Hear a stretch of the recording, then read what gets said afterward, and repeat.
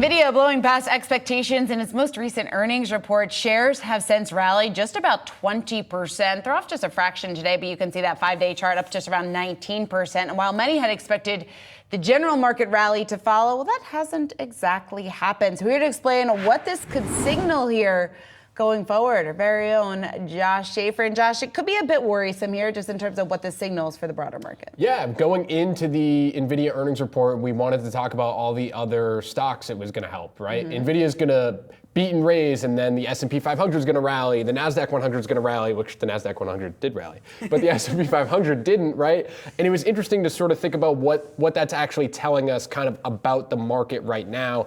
Evercore ISI's Julian Emanuel highlighted that you pretty much never see this. So Nvidia rallied 20%. Nvidia is a top 5 market cap holding in the S&P 500. When a stock that is that high in the S&P 500 weighting rallies 20% after earnings, the S&P 500 always goes up. Literally going back in history, he didn't find another time that you have seen a stock this big in the S&P rally like this and the index not go higher.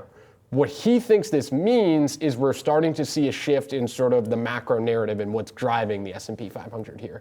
So if Nvidia isn't going to be able to bring the market higher, it might mean that we're starting to move on from the AI narrative a little bit and perhaps spreading out to a macro narrative, which we know is normally more choppy, right? That means the market is looking at economic data releases every morning at 8:30 a.m. and starting to move off that. That means the market is starting to move a little bit more off every comment that we get from a Fed official, and going into the June Fed meeting is going to move more off things like that. Broadly, essentially just means more volatility and a little bit less of a clear path here, because for the past year it had been when Nvidia goes higher, the market goes higher. It was a near 1-to-1 correlation, which was pretty fascinating.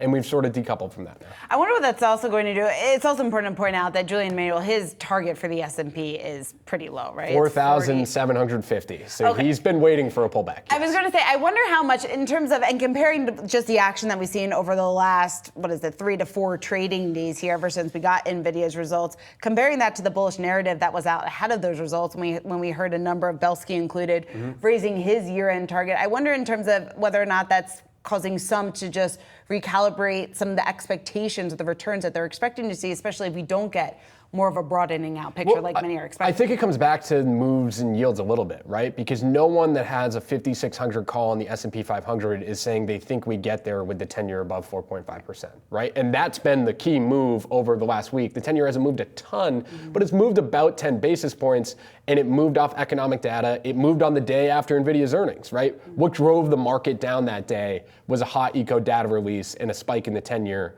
And then Nvidia went up 10%, but the market actually cared about the eco data.